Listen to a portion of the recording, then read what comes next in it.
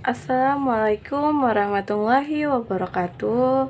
Perkenalkan, nama saya Nurhaniza Ginting, NIM 0301192135. Nah, di sini saya akan menjelaskan tentang faktor penyebab runtuhnya dinasti Abbasiyah. Sebelumnya, perkenalkan, nama Ibu Nurhaniza. Hari ini pelajaran yang akan kita sampaikan adalah penyebab runtuhnya faktor-faktor penyebab runtuhnya dinasti Abbasiyah. Nah, apakah anak-anak sudah tahu bagaimana perkembangan peradaban dan ilmu pengetahuan pada masa Daulah Abbasiyah? Nah, sekarang akan Ibu jelaskan ya. Peradaban pada masa Daulah Abbasiyah. Masa setelah berdirinya Daulah Abbasiyah, para khalifahnya mampu melakukan konsolidasi internal dan memperkuat kekuasaannya dengan menyingkirkan musuh dan menumpas sejumlah perlawanan lokal di beberapa wilayah keadaan Abbasiyah, meninggalkan Anbar dan membangun Baghdad sebagai ibu kota yang mana menjadi pusat ekonomi. Nah, di sini pusat ekonomi, budaya, keilmuan saat itu diantaranya yaitu Baghdad, Anbar atau Hashimiyah, Bukhara, Samarkand, dan Mesir. Di sini juga Ibu akan menjelaskan tentang faktor-faktor kemajuan peradaban Daulah Abbasiyah, yang diantaranya satu, faktor politik. Di dalam faktor politik ini terjadi ada beberapa, yaitu pindahnya ibu kota negara ke Baghdad. Yang kedua, banyaknya cendekiawan yang diangkat menjadi pegawai pemerintah dan pegawai istana. Nah, itu sebagai contoh faktor politik. Bagaimana dengan faktor sosiografinya? Nah, faktor sosiografinya satu, meningkatkan kemakmuran umat muslim. Yang kedua, luasnya wilayah kekuasaan Islam dan menyebabkan banyak orang Romawi Persia yang masuk Islam kemudian menjadi muslim. Yang ketiga, terjadinya asimilasi antara bangsa Arab. Yang keempat, adanya gerakan penerjemah khazanah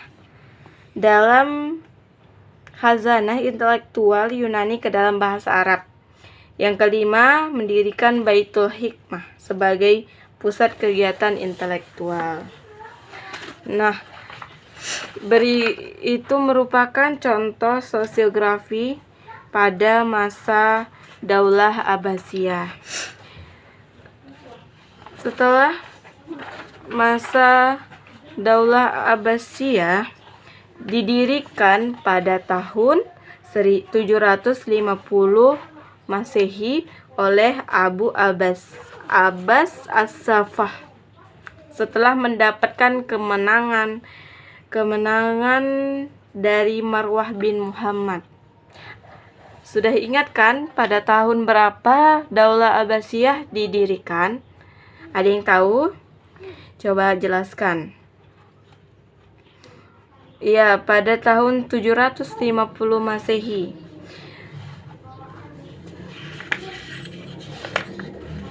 Pada masa Daulah Abbasiyah tidak hanya mendapatkan kesenangan, ada juga faktor-faktor penyebab runtuhnya dinasti Abbasiyah.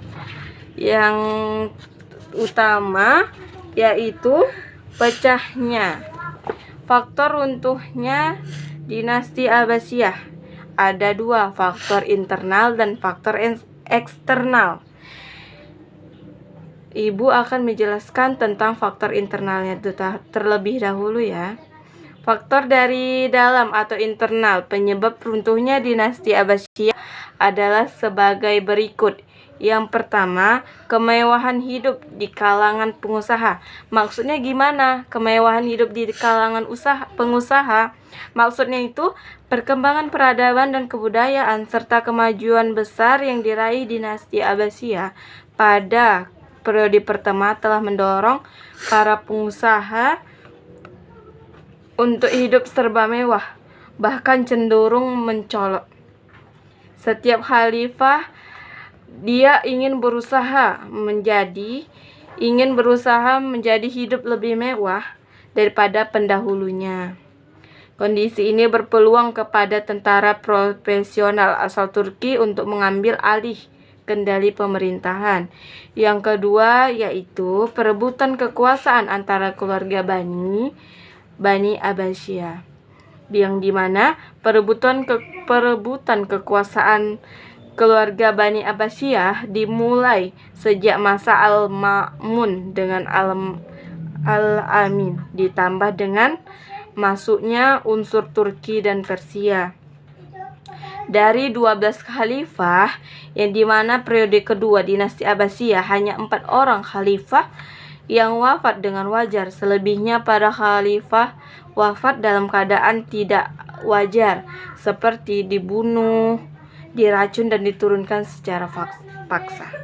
Yang ketiga itu adalah faktor keagamaan, yang dimana faktor keagamaan ini terjadi konflik antara Muawiyah dan Khalifah Ali yang berakhir dengan lahirnya 3 kelompok umat, yaitu pengikut Muawiyah, Syiah, dan Khawarij.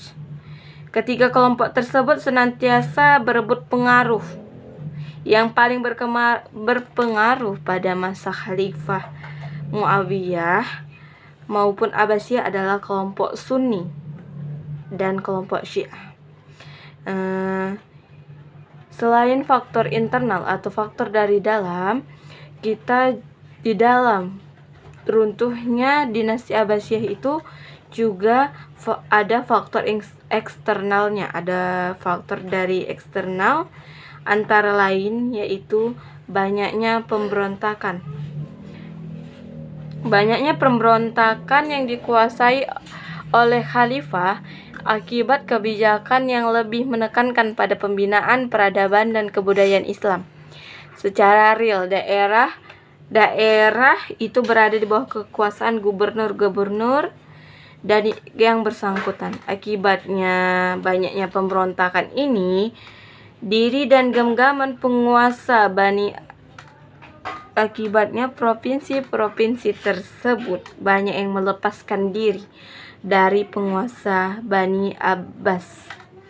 Adapun cara melepaskan diri dari kekuasaan Baghdad dengan 2 cara. Mereka melakukan pelepasan diri dengan 2 cara. Yang pertama, seorang pemimpin lokal memimpin suatu pemberontakan dan hasil yang memperoleh kemerdekaan penuh. Yang kedua, seseorang yang ditunjuk menjadi gubernur oleh khalifah, kedudukannya semakin bertambah kuat. Adapun faktor eksternal yang kedua ialah dominasi bangsa Turki. Apa itu maksudnya dominasi bangsa Turki? Nah, maksudnya ini sejak abad ke-9 kekuatan militer Abbasiyah mulailah mengalami kemunduran. Sebagai gantinya, para penguasa Abbasiyah mempekerjakan orang-orang yang profesional di bidang kemiliteran, khususnya tentara Turki, kemudian mengangkat menjadi panglima-panglima. Khalifah dinasti Abbasiyah yang berkuasa pada masa kekuasaan bangsa Turki mulai khalifah ke-10, yaitu Khalifah Al-Mutawakkil tahun 232 Hijriah hingga khalifah ke-22 yang bernama Al-Mustakhfil Billah bin Mustansir tahun 656 Hijriah. Yang ketiga, dominasi bangsa Persia. Gimana sih maksud dominasi bangsa Persia ini? Masa kekuasaan bangsa Persia atau Bani Buya berjalan lebih dari 150 tahun. Pada masa ini, kekuasaan pusat di Baghdad dilucuti dan di berbagai daerah muncul negara-negara baru yang berkuasa dengan membuat kemajuan dan perkembangan baru.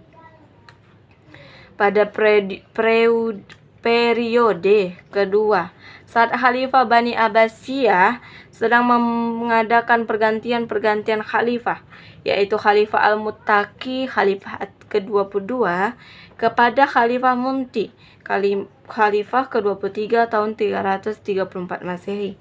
Banu Buya berhasil merebut kekuasaan. Pada mulanya mereka berkhidmat kepada pembesar-pembesar dan para khalifah. Secara banyak dari mereka menjadi panglima tentara. Nah, sudah mengerti? Apakah anak-anak sudah mengerti apa sih penyebabnya, faktor-faktor runtuhnya dinasti Abbasiyah? Pasti kalian sudah mengerti apa yang Ibu jelaskan. Banyak faktor-faktor yang menyebabkan runtuhnya dinasti Abbasiyah, seperti yang sudah Ibu jelaskan tadi. Jadi, anak-anak, Ibu akan menugaskan kepada kalian untuk menghafal apa itu faktor eksternal dari runtuhnya dinasti Abbasiyah dan apa itu faktor internal dari dinasti Abbasiyah, faktor penyebab runtuhnya dinasti Abbasiyah. Nah, materi ini cukup sampai sini yang Ibu sampaikan. Mudah-mudahan kalian mengerti apa yang Ibu sampaikan. Wabillahi taufik wal hidayah. Assalamualaikum warahmatullahi wabarakatuh.